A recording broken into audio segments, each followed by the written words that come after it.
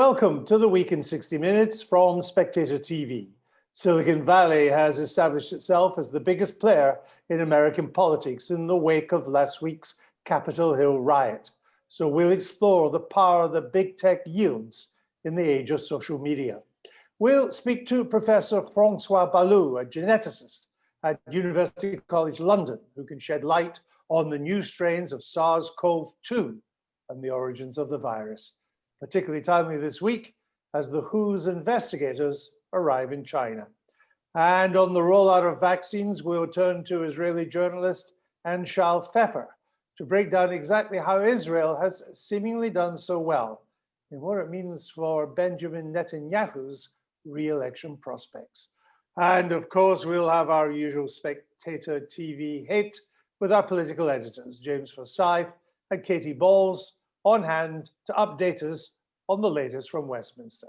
Now remember, if you subscribe to the Spectator's YouTube channel for free, you'll never miss another episode. Just click the subscribe button at the bottom right of the screen now. A very special thanks to Charles Stanley for their continued support of the Week in 60 Minutes. Charles Stanley is one of the UK's leading wealth management firms, one of the oldest companies on London Stock Exchange. We're delighted to be partners.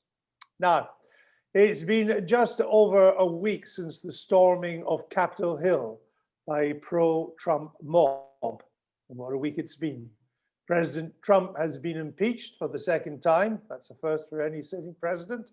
While Twitter, YouTube, and Facebook have all suspended his accounts. Many of his followers then moved to Parler, an alternative social media platform.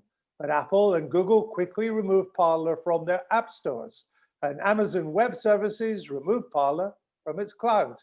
Effectively, that deleted the platform from the internet. Silicon Valley has never quite flexed its muscles in this way before, which is why it is on this week's Spectator cover. I'm joined again by Amber Athey, the Spectator's Washington editor, and also by Peter Greenberger, former head of political advertising at Twitter and Google. Peter, let me come to you first. You once said that you were proud of Twitter's commitment to free speech. Are you still proud of it? I am. I am proud of what the company has created over the last decade or so, creating a platform where people from all walks of life, whether you're an elected official or an everyday citizen, can have your voice heard and to be able to read and comment on and share what other people are saying. I am also proud of what they've done just recently. I don't think this is something they took lightly. I don't think this is something they ever wanted to do. And as Jack Dorsey has said just recently, he sees this as a failure, actually, on their part, that they weren't able to maintain a healthy conversation. I disagree. I think it's a larger societal and electoral and even governmental failure. But still, I think their hand was forced. But are you comfortable with the idea that who should be on Twitter or Facebook or others can be decided by a couple of billionaires in Silicon Valley? I recognize, again, this is not ideal. It's not a place where we want it to be or where these companies want it to be. But I think what you have to understand is that this is not necessarily a question of the First Amendment or a question of free speech. It's a question of choice. And ultimately, these companies made the choice that they no longer wanted to assist in the dissemination or the hosting of information that they saw as, first of all, false, as misinformation, but also as dangerous, and which certainly led to, in large part, led to what happened at the U.S. Capitol on Wednesday. So Mr. Trump has been suspended, we think, for life, because he was seen by them to be inciting violence, leading to these appalling scenes on Capitol Hill. But on Twitter, there is still a hashtag Kill Trump and a hashtag Assassinate Trump. And one of the tweets that goes with that hashtag is, someone take this clown, i.e. Mr. Trump, take him out now. These are all still on Twitter. Why? If it violates their terms and conditions, they should bring it down. And I certainly haven't read or can't defend every tweet, but they have terms and conditions, which up until recently, there was this carve out under the newsworthiness label for heads of state to be able to tweet pretty much what they wanted. And as you mentioned, I had defended that for many years when I worked there and when I left. I think it is most times better to know what your leader is thinking than to have to guess. And in fact, we now are in that position where we hear that he is raging around an empty West Wing and we're not quite sure what's on his mind. Perhaps it would be better to know, but I will say his behavior has improved markedly now that he has lost his favorite toy. There is a case against what Twitter and others have done, but that's not the case I'm putting to you. It's the consistency, it's the criteria. I mean, some people will find it strange that Mr. Trump has been banned for life from Twitter, but the Ayatollah in Iran is still able to tweet his bile against Israel, talking about how the regime will perish. I think what they've done with Trump, however, now opens the door for them to take further action, which, again, is not where they wanted to be. But now that they have taken this very, very dramatic, important step, I think they can look harder at the policies that they've had. Again, the terms and conditions have been that ordinary users, you and I, cannot use the platform to threaten violence or incite violence against other people. Foreign leaders, however, have been able to tweet pretty much what they want. This is what crossed the line. Should it have been, Khomeini? Should it have been somebody else? Perhaps. But this is the time when they felt they had to make the decision. I will say that there has always been this complaint that it falls harder on certain segments.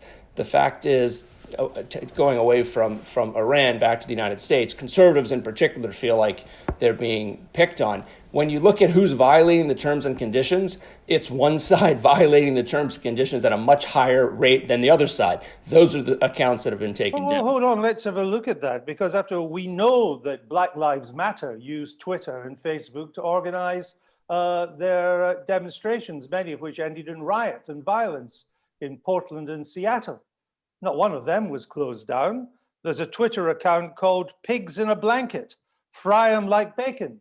Pigs in a blanket, fry 'em like bacon, referring to the police. It's a call to kill police. That Twitter account is still up as well. So ordinary people can incite violence, and Twitter has done nothing about it. I would disagree. Again, I would say on the main, it's a bit like whack-a-mole. There are millions of accounts tweeting out millions of pieces of information every day. When things are flagged and things clearly violate the terms and conditions, they make an effort to take them down.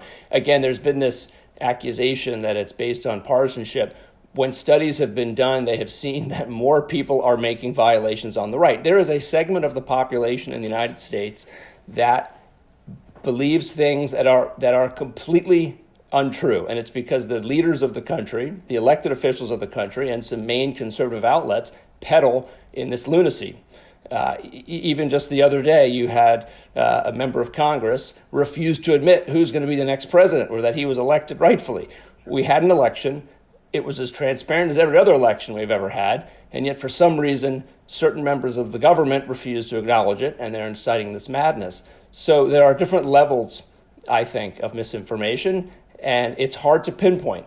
We had a Justice Potter here who said, when defining something else, I'll know it when I see it. And I think finally Twitter decided they knew it when they saw it, information that they no longer wanted to host on their platform. Can you give any examples of the Black Lives Matter organizers using social media to organize what became violent protests? Can you give any examples of them being taken down? I don't have them handy. I'm sure they did take down organizations and people that have incited violence on the other side. The fact is, though, that they haven't incited this type of violence. It's just a mistruth. And this comparing Black Lives Matter have not incited any violence. Not in as direct a fashion as the president of the United States giving a speech to what essentially was an angry mob and directing them to the United States Capitol. People marched in the streets to provide rights for people that have not had equal rights in this country for 400 years, and that's just a different matter. So the people who have caused the consistent violence in Seattle and in Portland are in a different category than those who caused the violence in Capitol Hill last week? I condemn all violence, as everyone has. But yes, I would put it in a different category, actually.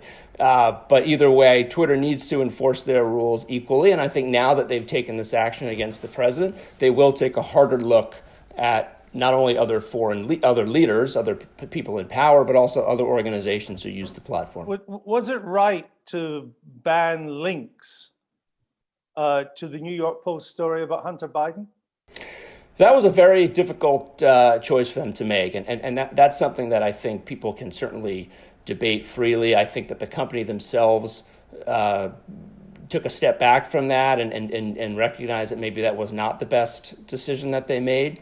But that's a hard question for them to answer. And I think that's what all these social media companies and news organizations have to answer for. What I'll say is that we have all learned a lot from 2016. There were cable networks who aired then candidate Trump's rally speeches from start to finish well before he was a frontrunner because it made great TV.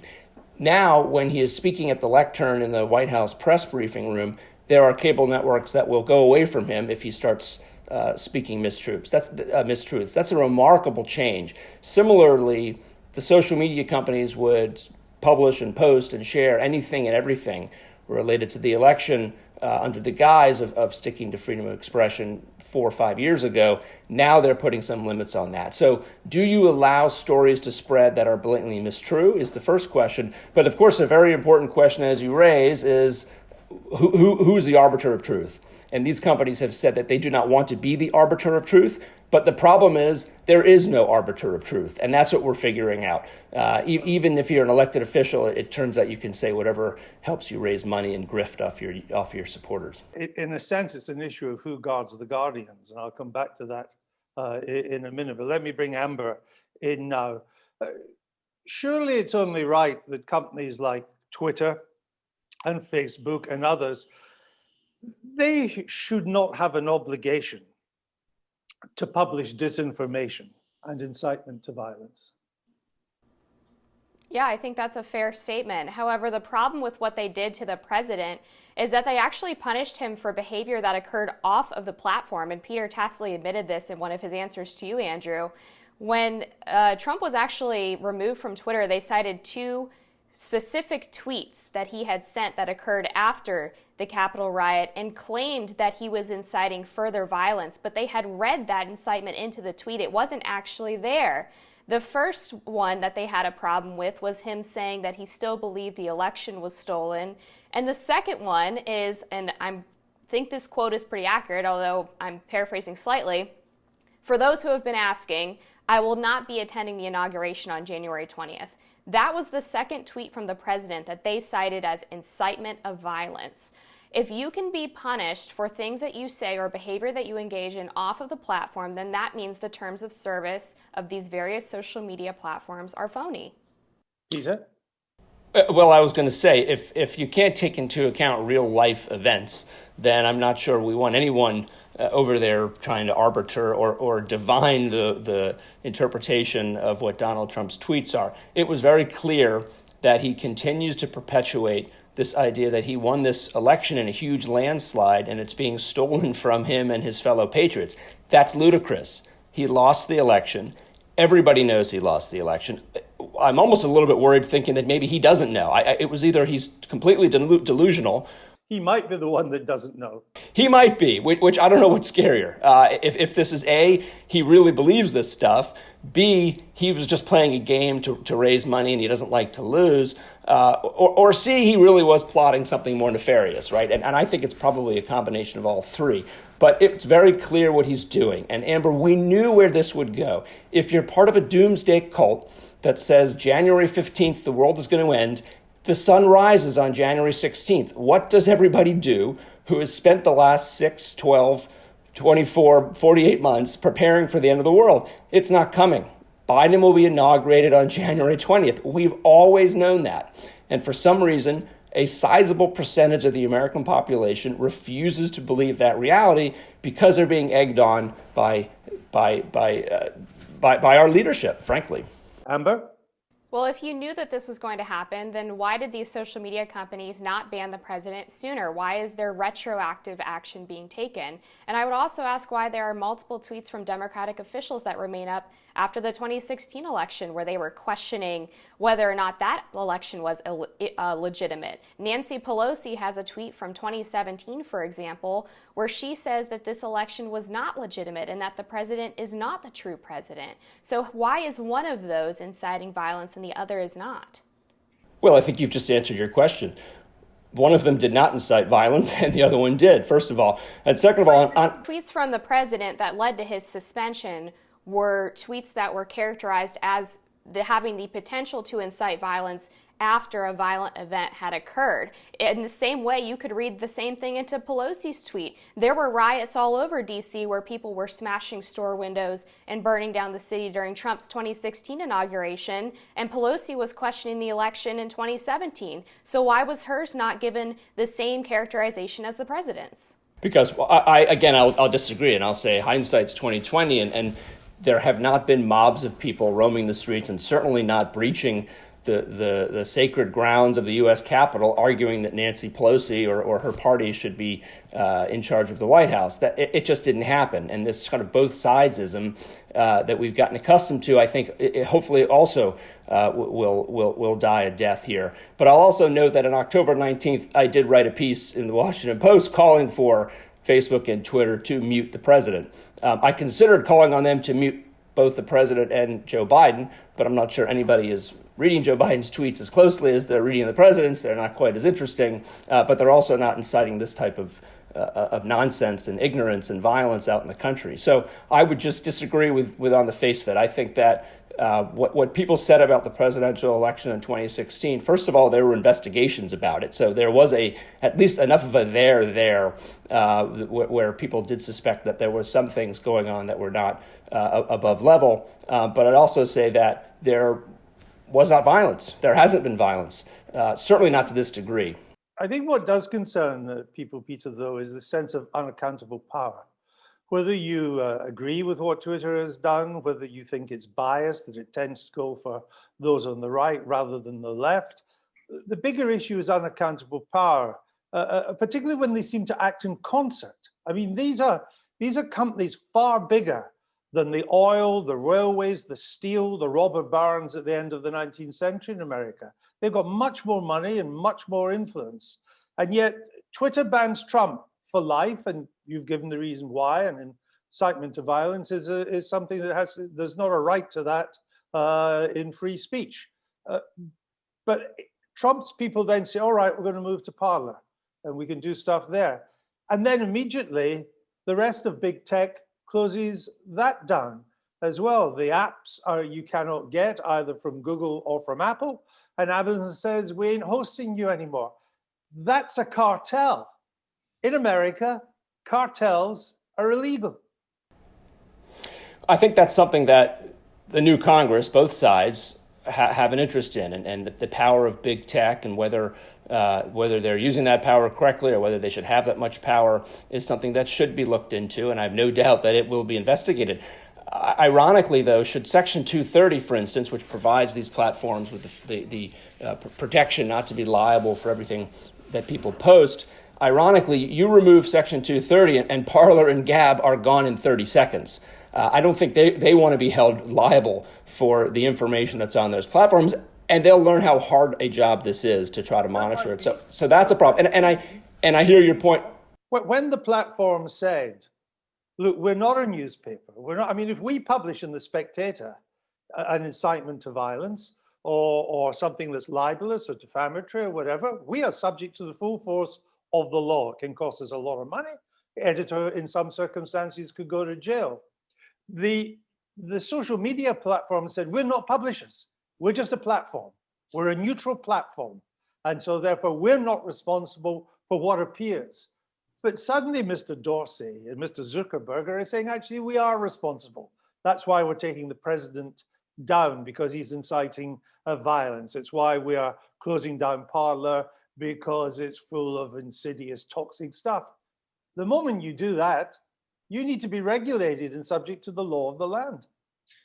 I'll quote Senator Mitt Romney, who at one point was looked upon favorably by the Republican Party. I'm not sure he is by everybody anymore. But he mentioned that corporations are people in a different context. Corporations are people in that they are made up of people making decisions. Want to talk about the First Amendment? The First Amendment means being able to say what you want and do business with whom you'd like to do business with. So ultimately, this was a choice. It is. Am I comfortable that they all acted in concert? No, I'm not. But I can say that my guess is it's more about one person making a decision, everybody else looking around and saying, those guys don't seem to want to do business with people trafficking in conspiracy theories, nonsense, lies, and violence. You know what? We don't have to either. And in fact, we may end up being liable for it, depending what happens in the next Congress. So the power of the tech companies must be looked into. I think even they have called for, Zuckerberg, you mentioned, he has called for regulation. He doesn't want to be put in this position, in his own words. Let me go back to Amber. Don't the Republicans only have themselves to blame? They have been in a position, Amber, for the past 4 years to do something about this. Maybe to take a leaf out of Teddy Roosevelt's book. He was a Republican president, admittedly rather different, more distinguished president than Mr. Trump, but he was at the forefront, along with McKinley as well, of bringing in what became the antitrust legislation against the robber barons in America. But Amber, the Republicans did nothing about this when they had the chance to do it.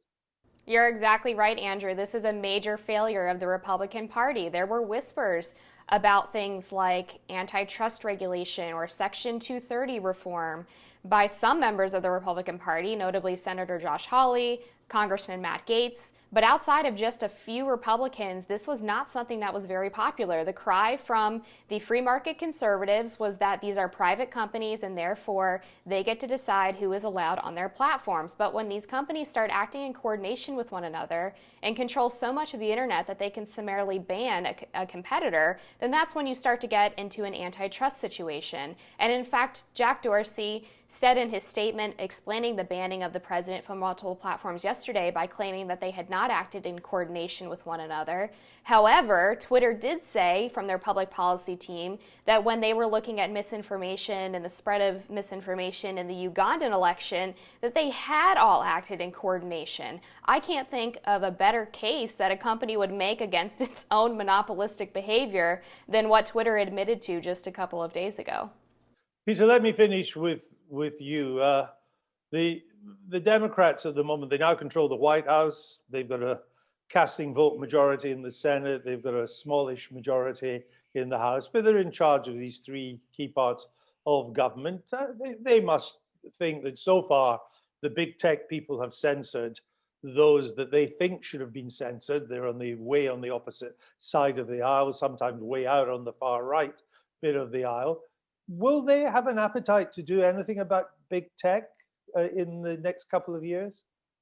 I think they will. I mean, certainly Senator Warren has been very vocal on this, was very vocal on this during the campaign, as well as some other more left-of-center Democrats in the Senate and the House. I think there are concerns to be raised. This is not something that we've seen in a while in the United States, at least since we last took antitrust action. These are very, very large, very powerful companies who have gotten to a point where they have such influence that I think that the government should take a look. And I think that will happen, really regardless of who's in power. I think there's appetite on both sides now. But, you mentioned, Andrew, when you asked Amber, do the Republicans have themselves to blame? And in this case, I think the answer is yes. The Republicans do have themselves to blame. They have not been a responsible political party. And there's a reason why their base has become unhinged from reality. And they have a responsibility to tell the truth to their base, to stop the big lie, and hopefully that will improve the situation in society, because ultimately social media is a mirror of society. It's only going to be as good or as truthful or as valuable as the people who are posting on it. All right, Peter, we'll leave it there. Peter and Amber, thank you so much for joining us. I know it's early where you are in the morning, and we're grateful for your time and your contributions. Thank you both. Thank you for having me. Now, remember, if you subscribe to the Spectator's YouTube channel, they haven't taken us off air yet, it's free and you'll never miss another episode. Just click the subscribe button at the bottom right of the screen now. On to the pandemic, it's always with us. A new strain Yes, a third one is worrying government scientists. It's from Brazil, and the government's chief scientific advisor admitted he didn't know if our vaccines could protect against it. The government has come under fire for reacting too slowly to this new outside threat, but it is difficult. These new threats seem to be emerging all the time. University College London's Professor Francois Balloux is one of the UK's leading experts in genetics. His research lies at the intersection between genomics, epidemiology, evolution, and ecology. So who better to shed light on this new strain than him? Professor, welcome to Spectator TV. What can you tell us about this new strain from Brazil? Well, we don't know that much about it. It has some similarities with the strain we've been seeing in circulation in South Africa. In particular, it has one mutation, which is, I would say, the mutation we really worry a bit about in terms of immune escape, or let's say how well vaccines will protect against it. I'd really like to stress that it's not an immune escape strain at this stage. It might just reduce the efficacy of the vaccines a little bit. Tell us what's happening when these strains mutate. Am I right in thinking that this is part of their survival? Is that why they mutate? Yeah, so mutations tend to be random, and from the beginning of the pandemic, let's say initially we had very little variation in the viral population, and then diversity has been building up through mutations, and on average every strain acquires about 25 mutations a year. So most of them do absolutely nothing. They have no effect on the virus. They don't make it transmit better. They don't make it escape vaccines or immunity. But then there are a few that can change the virus a little bit. And we haven't seen much happening until very recently. But over, I would say, the last weeks, we have a few strains that seem to be a bit more different. So there is clearly evolution going on there. And is one of the differences, Professor, is that one or two of these new strains, we think of what for a while was called the Kent virus, that it seemed to spread more quickly than the virus that we first encountered in March of this year.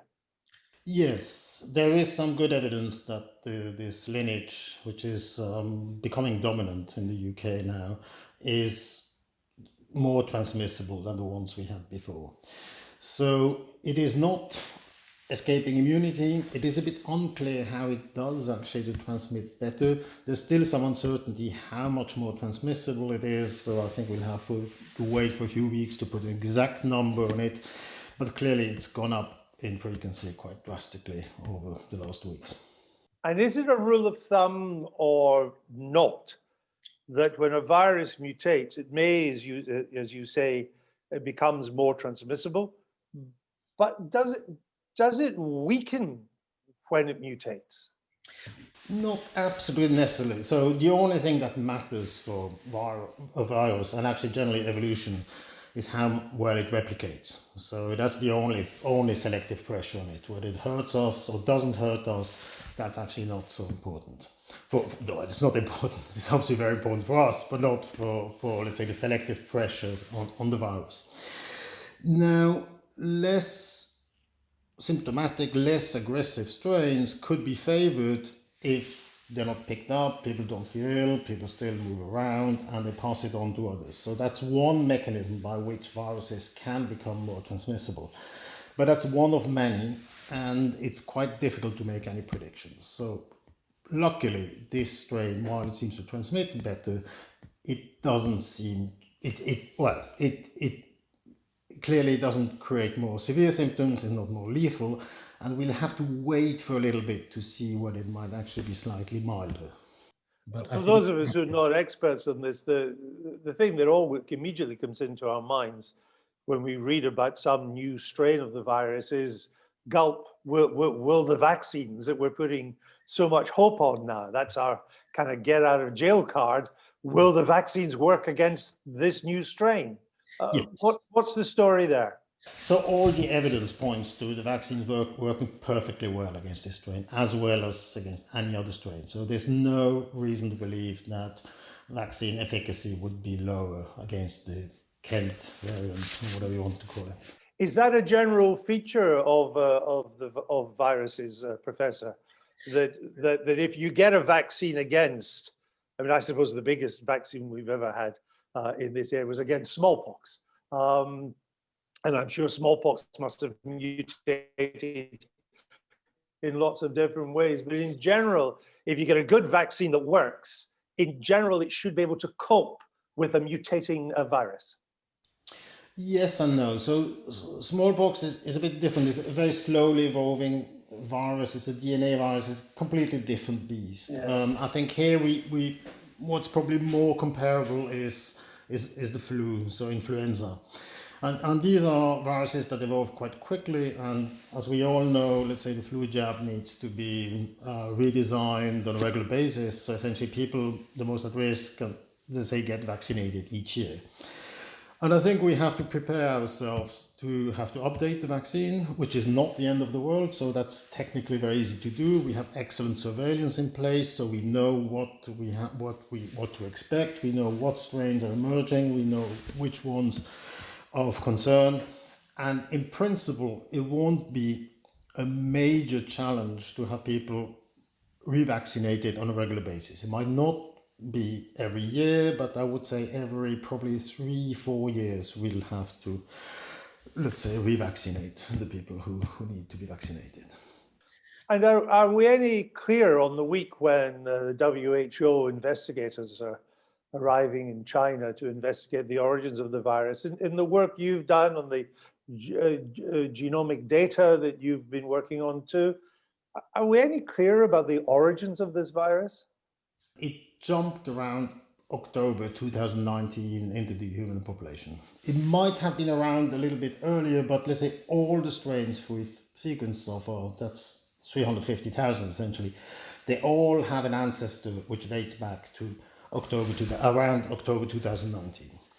And then it started spreading, first probably quite slowly. It reached Italy quite early. We have good evidence that it was in Italy in November 2019. Wasn't really picked up initially, and then obviously, as we all know, from late December, January on, we realized there was a problem, but by then it was actually probably fairly widespread, at least in Europe. Sorry, Professor, on you go. And then obviously the question is, where did it come from? We know of fairly closely related viruses that circulate in bats in China. And we know actually of many of related coronaviruses in all sorts of animal populations, bats, carnivores, even birds. And these things are actually not uncommon, and it can happen that they just jump hosts. We also know that SARS-CoV-2 has a very broad host range, so it can infect humans, but it can infect primates, it can infect cats and dogs and whatnot. So I think the most likely scenario is that it was some kind of natural spillover from an animal, but then obviously and it probably happened in China. That's very, very likely. Happened around October 2019. And then obviously, did it go to a lab? Let's say, was it stored in a lab? Someone got infected? This is very, very difficult to say. What I'd like to stress is that we really have no evidence that it was kind of engineered by some nefarious boffins. So it looks to me very natural. When I look at it, align the sequence against loads of other coronaviruses, I can see nothing really super special about it.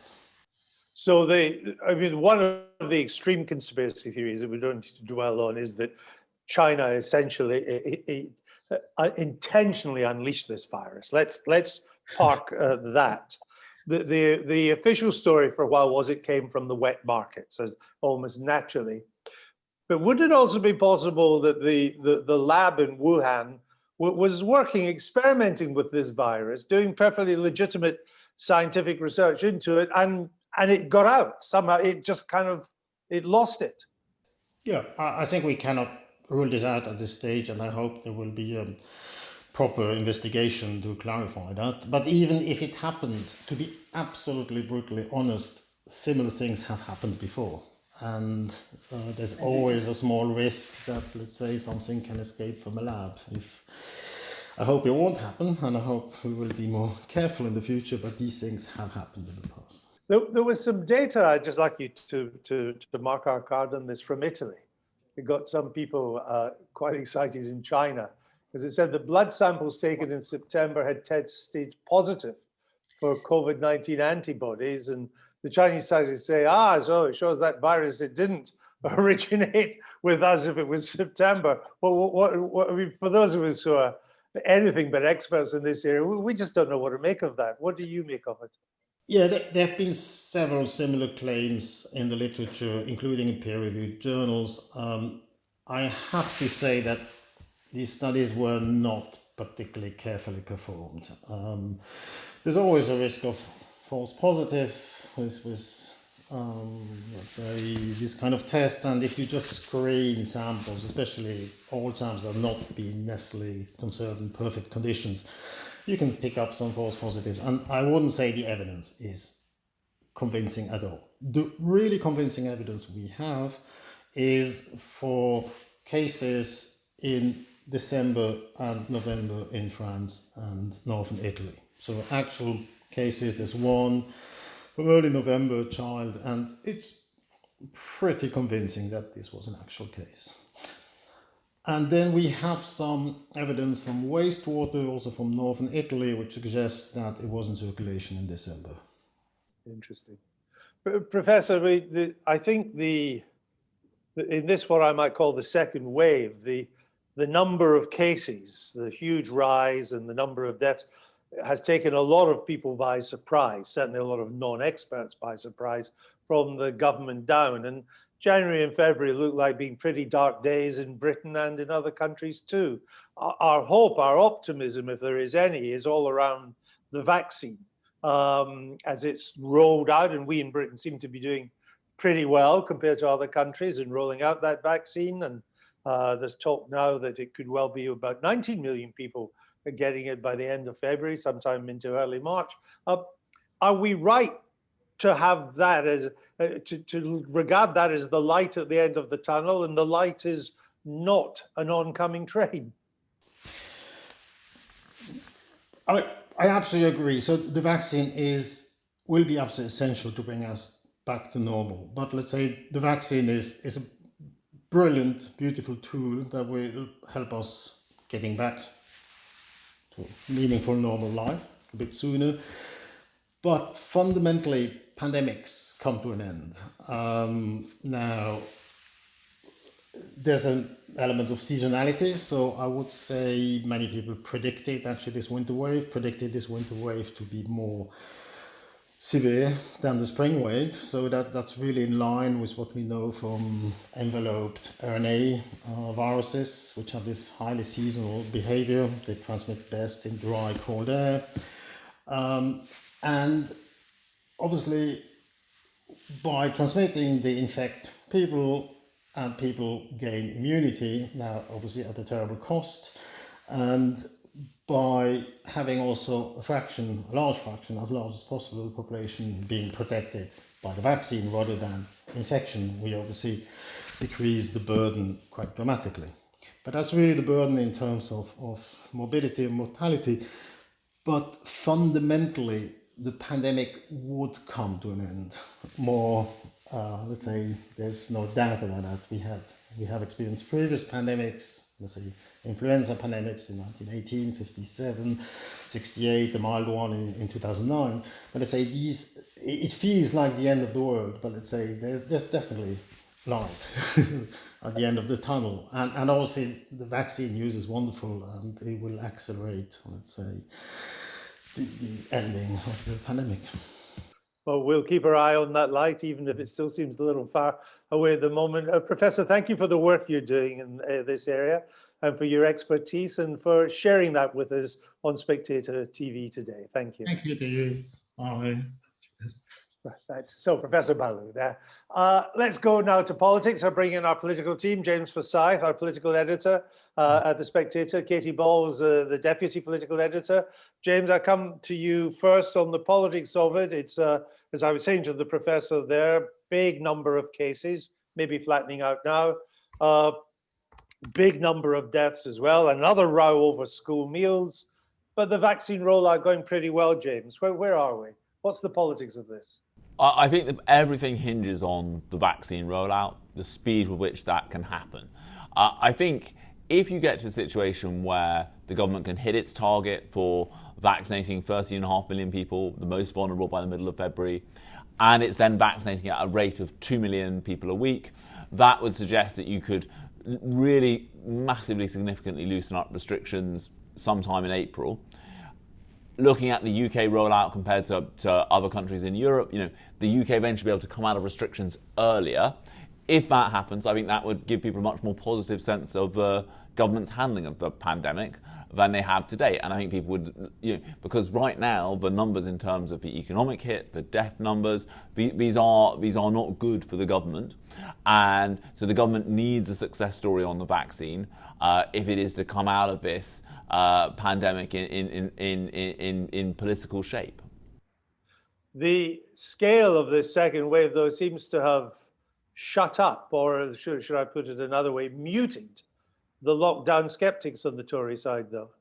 Yeah, I think you look at the current numbers and the debates about when ICU capacity might be overrun, and it's very hard to say that you should adopt an approach of allowing people to take their own judgments about how much risk.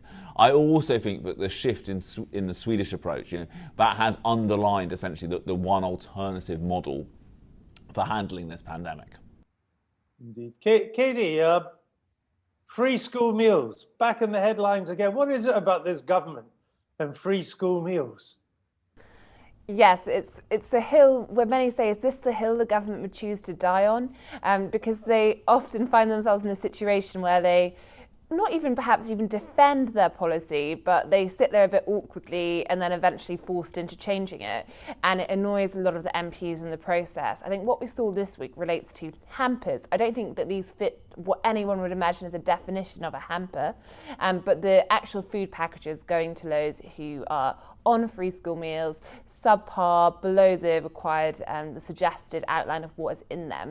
And I think when photos first surfaced on social media with Marcus Rashford, the footballer, once again leading the charge, initially a little bit of scepticism actually from some on the Tory side, suggesting this was, point scoring, causing trouble. But this time I think a much quicker response from the centre in terms of number 10 in quite quickly saying, oh, we don't recognise this, we think this is very bad too. And then a strange sight on Wednesday at Prime Minister's Questions when Boris Johnson actually praised Marcus Rashford for providing the real opposition, suggesting that Keir Starmer wasn't as effective as Marcus Rashford at holding the government to account, pointing out when they had problems. So it's trying to spin it a bit. I think in terms of where we are now, you have a situation where the government is obviously trying to blame the companies on this, but now people are looking at the government recommended amounts and saying it's not actually that different to what's in some of these pictures people are getting very angry about. But the government had, when it was last faced with this need to provide, with schools closed, to provide lunches for those who qualified for free school lunches, it had a voucher system. It didn't get involved in creating packages of food. It sent out vouchers, which the parents could then use to substitute for free school meals. Why did it not have that on the shelf ready to run again? Well, I think that's what a lot of people are asking. And you saw when ministers are trying to calm down this row, they said, look, the voucher system is nearly coming into effect. Just wait for the vouchers. And they're saying actually part of this is down to choice. But I think there's clearly been an issue in rolling that out at the right speed and making sure that option is clearly available to everyone. And therefore, I think even though the government is trying to say this row has nothing to do with us, I don't think that is really washing with quite a lot of people. James, there's been talk, if this Brazilian strain that I was discussing with the professor from UCL there, if it turns out to be even more virulent in terms of transmission than what we call the Kent strain, that there may have to be an even tougher lockdown. Yet on the other hand, I see the number of cases are beginning to flatten out, the London hospital situation beginning to ease up a bit. Where do you think we'll go with this? Stick with what we have, or possibility of even stricter lockdown rules? So I think it's quite hard to tighten up the current lockdown rules without getting back into making very difficult decisions, saying to people who live on their own, for example, you just shouldn't expect to see anybody until for another month or so. I think that's quite a hard thing to ask people to do. And I think one of the questions, I think it's one of the political weaknesses for the government here is, but there's been another announcement of another delay in testing requirements before people enter the country. And I think people are saying, well, hang on a second, there are all of these strains out there that are causing concern. Why is there not a stricter testing and quarantining regime at the UK's airports? If you look at those Asian democracies that has handled this crisis so much better than the UK has, think of South Korea, they've got far, far stricter policies around testing on arrival and quarantining. And I think there is puzzlement about why wait? Why are we waiting for a cabinet committee meeting today to move forward on banning travel from flights coming in from Brazil? Why is this testing regime at the airports not set up yet? And so I think that is going to be an issue for the government, which is why has the borders? That's one of the lessons from March, which clearly is that the UK kept its borders open for too long, didn't have testing requirements for people coming in. I think there'll be a real danger for the government if that is repeated, and you end up with a new, more virulent, more transmissible strain being imported into the country, and restrictions having to be tightened up again. I mean, I think most people would probably think that if you're coming into the country from wherever, you may be coming from a place where the epidemic is so high that travel, there should be no air corridor from that place. But in general, if you're coming in from Europe or North America or the Far East, either you should have a test certificate that shows you were negative, taken in the last, 48, 72 hours, or you have to be tested immediately on landing. But that's not the situation, James, is it?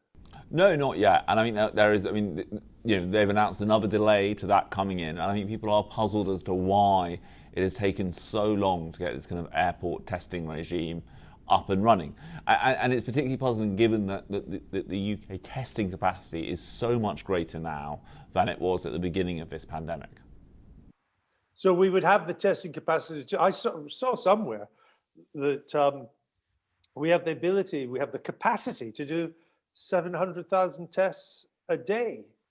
Now, given the number of people flying in, that would be, and of course it's not all going to go just on that, but clearly we have the capacity to do this now, I would have thought.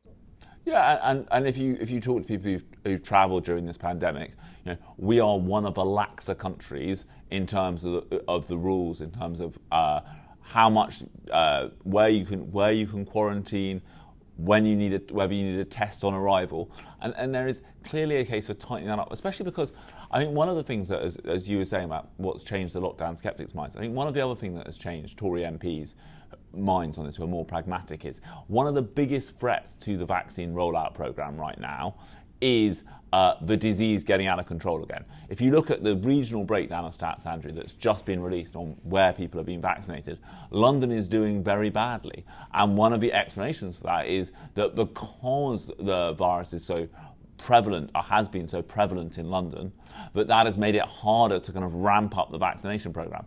And given the kind of economic and human cost of staying locked down, clearly you should be doing everything you can to try and get things back to normal as quickly as possible. And one key part of that is controlling the virus enough so that you can vaccinate at pace. Katie, finally, looking at the vaccine rollout, I mean, there's a bit of arguments about who should be the next priorities and so on, and there's GPs saying they need more. There's always some wrinkles. But overall, am I right in thinking that so far so good? Yes, I think as a broad kind of judgment of where we are, I think that is where ministers feel as though they are.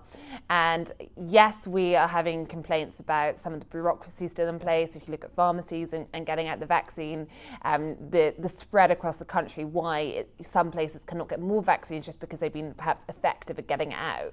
But ultimately, yes, publicly, you keep hearing ministers say, not only have we done XX many vaccines, that is more than all these European countries put together, very keen to land there. But secondly, I get the impression they're even more optimistic privately than they are publicly, because there has been a switch recently where this government has had a reputation for over-promising and under-delivering, and they are consciously trying to do the opposite, under-promise, over-deliver. Now, the jury's out on that, but I do think that actually when it comes to that target and the pace, I think there's a lot of optimism that they might actually go quite a bit quicker. Well, it would be nice if they underpromised and overperformed or overdelivered for a change. That would be good. We'll keep an eye on it as the vaccine continues to be rolled out across the United Kingdom. James and Katie, thanks for joining us on Spectator TV. And we finish with vaccines, though, because one country's name has come up again and again as a world leader in this vaccination rollout against the pandemic, and that country is Israel. It's managed to vaccinate a fifth of its population already. Now, it's a small population compared to Britain, but a fifth is still a lot. Israeli journalist Anshel Pfeffer writes in The Spectator this week that, as elsewhere, the program in Israel has become political because, of course, Prime Minister Netanyahu is heading yet again for election in March. Anshel, welcome to Spectator TV. Let's start with the vaccination program. Tell us what's been happening in Israel and why Israel seems to be doing really pretty well in this regard.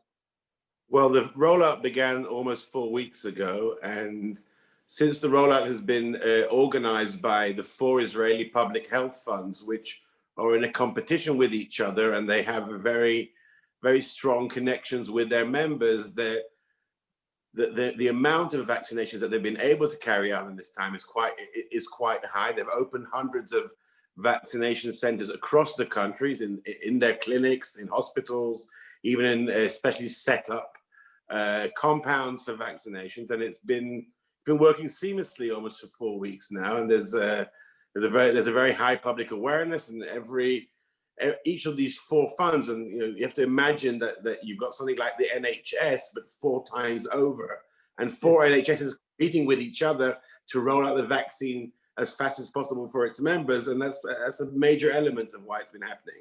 No, like I said, I want to come back to that structure because it is interesting to have kind of 4 NHSs competing. But let me, as opposed to our monopoly of in the NHS, but let me come back to some of the detail. First of all, what vaccine are they using? They'll be using the Pfizer BioNTech. There has been a shipment of Moderna vaccines as well, but right now they're focusing on the Pfizer one. And is the policy there, and all these questions, as you'll understand, are relevant to what's happening in the rest of Europe and the United Kingdom. Are they concentrating, as seems to be the case now in Britain, of get them a first vaccine and worry about a second vaccine later? No, every Israeli who goes in to get the first jab goes out with a printout of an appointment 3 weeks hence, and quite a large number have already got the second jab. There was a discussion here in Israel over the last few weeks whether to go down the same path as Britain and first of all try and jab as many people as possible with the first jab. They decided that since the cooperation with Pfizer is working well and Pfizer is shipping a sufficient number of doses to Israel over the time, and the logistics chain is working well, there's no reason not to adhere to the protocol of having the second jab after 3 weeks. Are we seeing some of Israel's huge assets coming into play here? It has, it is the Silicon Valley of your part of the world, indeed of the hemisphere. It's a huge advanced IT and in biotech. It's got an incredibly efficient military. It's got a wonderful industry. Has this all come into play to help in the vaccine effort? Well, Andrew, you mentioned 2 assets. You mentioned the high-tech community and you mentioned the military. Yes. When it comes to high-tech, now in the vaccine effort, that certainly has been a major element because we mentioned the 4 health funds. Each of these health funds are very much invested in digital outreach to patients. So patients have their medical records, their doctor records going back 20 years, all within they can just touch a keyboard and they can get it. It's all on. They all have customized apps on their smartphones from whatever health fund they're working for. So they have this very high level of engagement with their GPs, with their clinics, and they can be called in very easily, very quickly for vaccines. And there are even cases where people have received an appointment for in a week or two, and suddenly they'll get a phone call. Actually, we have a load of doses right now in the clinic, and we want to make sure that we use all of them. Can you come in earlier? Can you come in another half an hour? Can you come in this evening? Many people have been vaccinated in that way, and that is really very much to do with the technology, because the level of contact is so high. And the technology gives something else. It gives Pfizer a chance to observe an entire population being vaccinated almost in real time, because so much of the data is available to the Israeli health authorities. And part of the deal with Pfizer, under which Pfizer has agreed to give Israel early shipments of the vaccine, includes also access to this data. There's obviously, there are concerns about patient privacy here as well. But for Pfizer, this is a very good opportunity to see how well their vaccine is working, not just in the trials that they've carried out until now, but in an actual 9 million sized population with different kinds of groups, different ages, different health conditions, and so on. So technology has been a big part. The military, which was involved in different parts of the pandemic before that, in trying to set up the contact tracing, for example, that has been less successful. They're involved in a small way in the vaccination drive. They're providing transport. They're providing, in some places, medics, but that's a small part. It's really mainly been done by the civilian public health funds. Interesting, because the military here, I think, has had to play a bigger role, but your health system perhaps doesn't need the military in the way that Britain has needed to supplement its health. Well, a country, there's only one logistical storage center near the airport when the doses are flown in from Belgium, where they're manufactured. Right. And it's a matter of hours to ship them to any part of the whole country. I understand. Tell us a bit about this, the 4 publicly funded health systems and how that operates. In general, the principle is still like the NHS, that health is free at the point of delivery. There's a very tiny, almost symbolic fee that you pay for a doctor's visit. It's usually about equivalent of £2 or £3. So that's not a major issue. But by and large, it's almost free at the point of delivery. But instead of having one service for political and for historic reasons, because the health funds were originally set up by political parties or by workers' unions, 4 of them still exist, and they basically divide the entire population between them. Now, as an Israeli citizen, you have the right to choose your fund, and you can move at any time. Most people don't want to move because you've got your GP, you've got your clinic, and so on. But you have the ability to move, and that keeps this kind of tension of competition between the 4 funds. And like I said, this kind of created an ecosystem where delivering vaccines very quickly was relatively simple. And I mentioned that it looks like Israel has done about 1/5 of its population. I think the population of Israel is just a little bit over 9 million. Do you have any idea then when the whole population will be vaccinated? Well, obviously they're not vaccinating children now, but they want to reach sort of 2/3 of the grown-up population by the end of March, and that is very conveniently also when Israel's holding its next election. Indeed, and that's going to be my final question. But before I do, the Arab population in Israel, Palestinian population, and so on, that I assume is all part of this vaccination rollout. Israel's Arab citizens living within what's called the Green Line or the pre-1967 borders are Israeli citizens. They've received vaccination like everyone else. Also, the 300,000 Palestinians living in East Jerusalem, which is under Israeli control, they're not citizens, but they have full access to Israeli health care, so they also are vaccinated. The 5 million Palestinians living in the West Bank and Gaza under different, it's arguable what the level of military occupation there is, are under the responsibility of the Palestinian Authority. And there is a legal argument of what Israel's responsibility is. Behind the scenes, Israel is working with the Palestinian Authority to help them get vaccinated as well. But because of lots of political reasons, nobody wants to say out public that Israel is taking care of them. It's not good for Netanyahu's politics. Interesting. And finally, then the election. Yet another one. I've lost count of how Number many four. Number four. elections. And also the results are so complicated as well when you get them. It takes ages. So there's another one on March the 23rd. Mr. Netanyahu's had his troubles and hasn't been a clear victor in recent elections. I assume this vaccination program must be a help to the incumbent prime minister. Well, since we're in a pandemic, there are no political rallies, but the prime minister can and does take television crews with him every day to another vaccination center. Sometimes he goes to the airport to greet a big crate of doses coming from Belgium. It's basically his entire campaign. He even changed the banner on his Twitter account the other day from a photo of him together with Donald Trump, which is not so, it's a bit toxic now. So a photo of him being jabbed by his own personal doctor. That is Netanyahu's campaign. I am the one bringing Israel out of the pandemic. I am delivering Israel thanks to my incredible connections overseas. I've brought all these doses on time. You know, he almost says it as if he paid for them himself, though. Obviously, it's taxpayer money. And Netanyahu's re-election campaign is vote for me, I'm the national vaccinator. Tell me this just final thing, because we saw a different approach to peacemaking in the Middle East under Mr. Trump. And he, whether it was him himself as the administration, it brought together the Sunni Arab Gulf states and in Israel as well. It did not include the Palestinians in the peace process. And there was a general fear that the common enemy was Iran for the Sunni Arabs and for Israel itself. It was very much a product of the Trump years. Is there a fear? And so far, it's Bahrain, I think, has recognized you. The UAE